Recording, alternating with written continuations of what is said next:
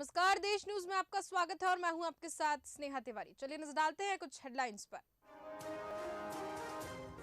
Election commissioner कल से 3 दिन के दौरे पर विधानसभा चुनाव की तैयारियों का लेंगे फीडबैक। पॉलिटिकल पार्टियों और पुलिस केंद्रीय एजेंसियों संग करेंगे बैठक।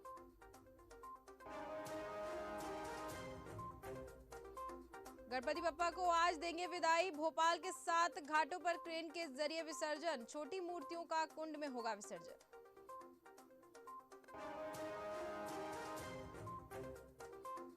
गोमटगिरी में अतिक्रमण के खिलाफ जैन समाज का प्रदर्शन। इंदौर में आधी रात कैलाश विजयवर्गीय ने ली बैठक। सुबह 6 बजे तक थाने पर ही डटे रहे समाज के लोग।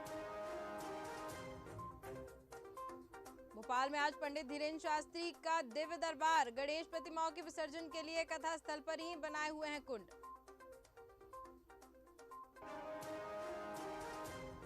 एमपी में अक्टूबर के पहले सप्ताह तक गिरेगा पानी। 30 सितंबर से सिस्टम एक्टिव होगा। जबलपुर, शहडोल, रीवा संभाग में हल्की बारिश।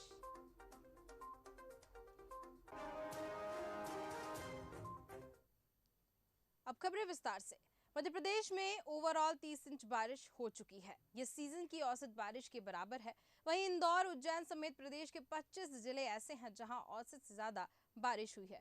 आपको बता दें, धार में 36 मिलीमीटर यानी 1.5 इंच बारिश हुई है। दरअसल लोकल सिस्टम की एक्टिविटी की वजह से पानी गिरा है। वहीं इंदौर और सतना में भी हल्की बूंदाबांदी हुई है। दूसरी ओर प्रदेश के कई जिलों में गर्मी का असर देखने को मिला है। ग्वालियर, रतलाम, दमोह, खजुराहो और मंडला में दिन का पारा 35 डिग्री के पार पहुंच गया है। वहीं सीनियर मौसम वैज्ञानिक डॉक्टर वेद प्रकाश सिंह ने बताया कि 28 सितंबर से नया सिस्टम एक्टिव हो रहा है जो 2 अक्टूबर तक रहेगा। ऐसे में बारिश का आंकड़ा और भी बढ़ जाएगा।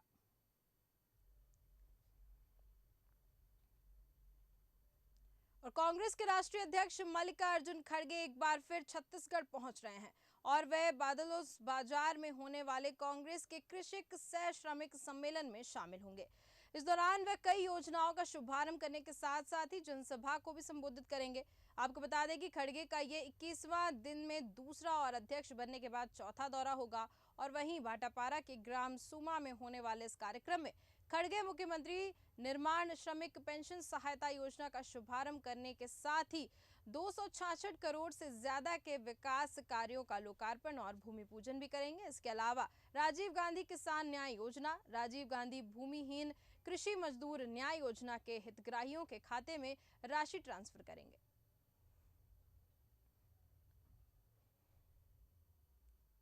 और कांग्रेस प्रदेश उपाध्यक्ष खबर विकास नगर से है, जहां पर कांग्रेस प्रदेश उपाध्यक्ष अरण्यादर शर्मा ने प्रेस वार्ता की है, जिसमें उन्होंने प्रदेश की ओर से पछुआ दून की नदियों में चल रहे अवैध खनन को लेकर सरकार को घेरा है। वहीं उन्होंने सरकार की लापरवाही के कारण डेंगू के मरीजों के साथ अस्पतालों में ही हो रही लूट के संबंध में यह प्रेस वार्ता की है। उन्होंने कहा है कि देहरादून में डेंगू भाजपा की सरकार के लिए चिंता का विषय नहीं है, बल्कि चिंतन का विषय यह बनता जा रहा है कि एक तरफ सरकार की लापरवाही से डेंगू मरीजों की संख्या बढ़ती जा रही है। बता दें कि निजी लैब और अस्पतालों में वसूली का खेल चल रहा है और उन्होंने कहा है कि शाम ढलते ही अवैध खनन का कार्य शुरू हो जाता है। कि देखिए, उन लोगों का भी यहाँ पर खनन में पूरा है और वो भी इसमें एक तरीके से सहभागी है, प्रशासनिक कर्मचारी। यस। और जो आपने सुप्रीम कोर्ट की गाइडलाइन की बात करी, वो थोड़ा सा उस पर देखिए, मैंने कहा है कि सुप्रीम कोर्ट ने पूर्णतः प्रतिबंध लगाया हुआ है कि जो है यहाँ पर ये इको सेंसिटिव जोन है, यहाँ पर खनन नहीं हो सकता है। ये 2 स्टेट का मैटर है। सुप्रीम कोर्ट का ऑर्डर मैंने आपको उसकी कॉपी दी हुई है, एनजीटी की भी दी हुई है। और अभी जो लेटेस्ट ऑर्डर आया है कि हमको जो है वो परमिशन मिल गई, वो खाली ईसी की एनवायरमेंट क्लियरेंस की परमिशन मिली है, लेकिन एनजीटी ने और भी बहुत सारी उसमें क्लॉजेज लगाए हुए हैं कि आप नहीं लगते। एक खाली क्लॉज दिखाकर कोई परमिशन है उससे खनन स्टार्ट नहीं हो सकता है। और वही नगर पालिका लूसल की साधारण सभा की मीटिंग हंगामे की भेंट चढ़ गई है। दरअसल विपक्ष के हंगामे और गोचर भूमि में ईदगाह बनाने के विरोध के कारण बैठक 5 मिनट भी नहीं चल सकी। आपको बता दें कि मीटिंग के शुरू होते ही विपक्ष के पार्षदों ने आरोप लगाया है कि मीटिंग एजेंडे में पार्षदों का नाम नहीं लिखा गया है। ऐसे ही बिना नाम के फोटोकॉपी वितरित कर दी गई, जिससे पार्षदों का अपमान किया गया। इसी दौरान नेता प्रतिपक्ष बलदेवा राम हरपुरा ने साथ विपक्ष के पार्षद गोचर भूमि को ईदगाह में नहीं बनाने के नारे लगाने शुरू कर दिए।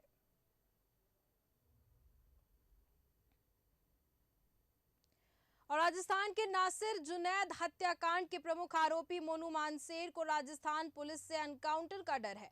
अपनी सुरक्षा को लेकर मोनू ने राजस्थान की कामाकोट में एक याचिका दायर की है। याचिका में कथित तौर पर कोर्ट की मंजूरी के बिना उसे अजमेर की हाई सिक्योरिटी जेल में ट्रांसफर किए जाने पर पुलिस की मंशा पर सवाल उठाए हैं। अजमेर से कामा की दूरी 223 किलोमीटर है और इसी दूरी को तय करने में 3 घंटे से अधिक का समय लगता है। मोनू के वकील का दावा है कि मोनू वीडियो कॉन्फ्रेंसिंग के जरिए कोर्ट में पेश हो रहा था, लेकिन अब उसे सड़क पर ले जाना और इतनी दूर तक गाड़ी चलाना उसकी जान को खतरा है।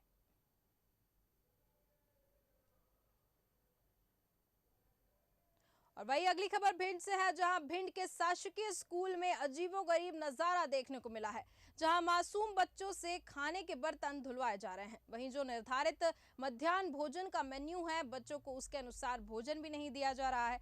आपको बता दें कि बच्चों से पूछे जाने पर उन्होंने बताया कि प्रतिदिन खाना खाने के बाद उनसे खुद के बर्तन धुलवाए जाते हैं और शासकीय स्कूल में मासूम बच्चों से बर्तन धुलवाए जा रहे हैं।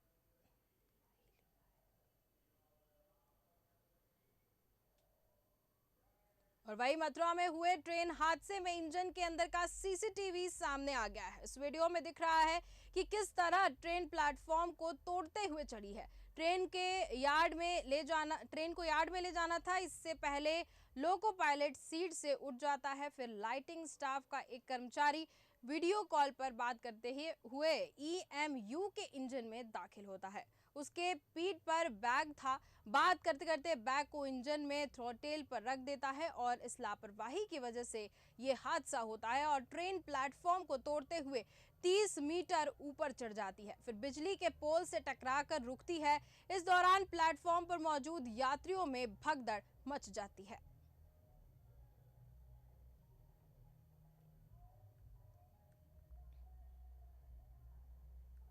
और वहीं आज श्री गणेश विदा होंगे, जिसे लेकर दिन भर विसर्जन जुलूस निकाले जाएंगे।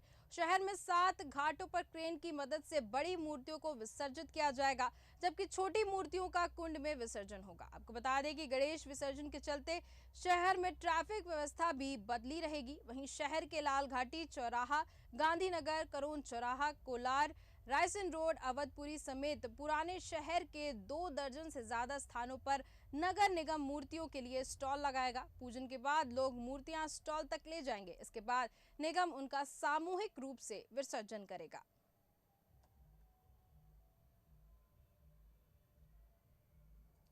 मणिपुर में जुलाई से लापता 2 मैतेई स्टूडेंट्स की डेड बॉडीज की तस्वीरें सामने आने से बाद में फिर हिंसा भड़क गई है। बुधवार को राजधानी इंफॉल समेत कई जगहों पर प्रदर्शनकारियों और सुरक्षा बलों के बीच हिंसक झड़प हुई है। प्रदर्शनकारियों में बड़ी संख्या में छात्र शामिल थे। इस हिंसा में 50 घायल हुए हैं, जिसमें से ज्यादातर स्कूली छात्र हैं। हैरान करने वाली बात यह है कि जिन इलाकों में हिंसा भड़की है, उन्हें मणिपुर सरकार ने शांतिपूर्ण घोषित कर AFSPA से दूर रखा है।